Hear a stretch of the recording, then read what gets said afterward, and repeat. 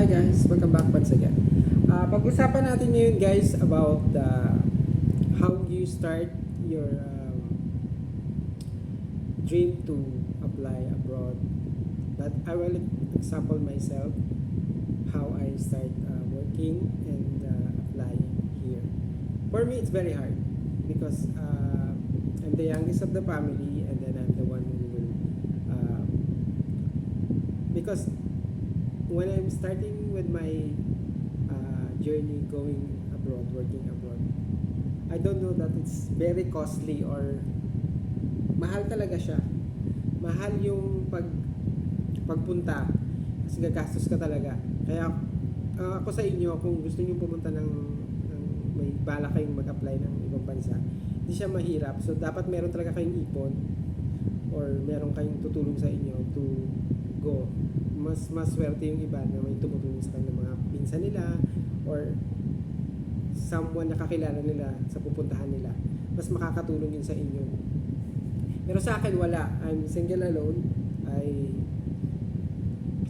My sister is helping me and my mother before. So I start from zero. I get my passport first. Before I apply, I get my passport. For getting your passport, you need to have all valid IDs, authenticated birth certificate, alam niyo naman yun. So yun ang gagawin nyo. Kunin nyo lahat yun, then sasabit nyo sa kuha kayo ng information about the requirements for passport. So ngayon, marami ng option. Dati matagal na yun sa akin, 2007 pa yun. So matagal na. So nag-apply ako noon, medyo matagal yung proseso. Ngayon, medyo mabilis na kasi marami ng information. So nagpasa ako doon, bayad ko noon almost 1,000 yata or 500 for the passport. Hindi ko na may tandaan. Basta yun, kukuha ka noon. Pagkatapos, sa ako nag-apply. So, ginawa ko, nag-start ako sa Malate kasi doon talaga ang ano. So, nakakita ko. Mag-search ka muna kasi marami talaga. Pero marami ding mga nanloloko alam mo na sa Pilipinas, di ba? So, dami nanloloko. So, kailangan mong research online. Ngayon, hindi ka na maluloko ngayon kasi lahat online na, present na siya online. So, kailangan nyo pumunta ng online, mag-apply kayo doon. I-check nyo yung mga registered agencies na nandoon na nakalista. So, malalaman nyo kung valid pa ba yung ano nila, kung pwede pa ba sila. Tsaka magtanong kayo. Huwag kayong mahiyang magtanong guys. Magtanong kayo sa kanila. Kasi yan din ang mali natin eh. Kasi tayo mga Pilipino, di ba, ayaw natin makasakit ng ano, ayaw natin ng away.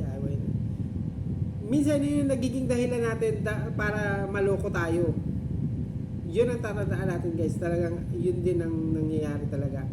Minsan nahihiya tayo, minsan yun ang mali. So, nahihiya tayo magtanong, nahihiya tayo. So, kailangan mong itanong talaga kung may registered pa ba sila. At saka, kailangan talaga buuang loob mo pumunta doon sa agency na yun. So, matagal na proseso, pumila kami, nag-apply kami, tinawagan kami ng coordinator. So, yung coordinator magko-coordinate sa'yo about the interview, ganyan, blah, blah, blah. Pipila ka doon. Sa akin, yung agency na pinuntahan ko, CDK Manpower Agency, dyan sa Robinson's Place, Malate. So, dyan ako. Minsan, marami talagang aplikante dyan. Makikita nyo pag legit.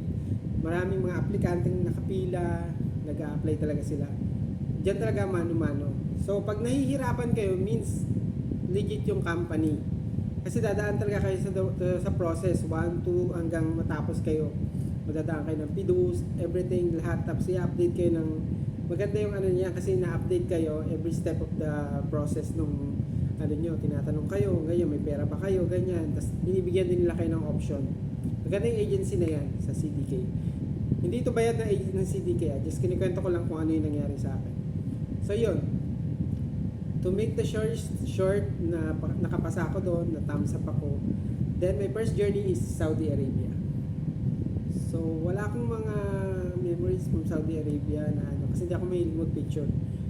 So yun, naka-apply ako sa Ulayan Manpower Agency or Ulayan Company sa Saudi. So nagtrabaho ako ng 3 years there guys, 3 years. So medyo mahirap kasi culture shock. Pagdating ko ng Saudi, sa next video ko ikikwento kasi medyo mahaba na. Thank you guys. See you sa paghahanap nyo ng trabaho. Sana swertein kayo and God bless. Kaya natin yan. For the Philippines, talagang kayang-kaya natin. Madali tayong makain. Thank you.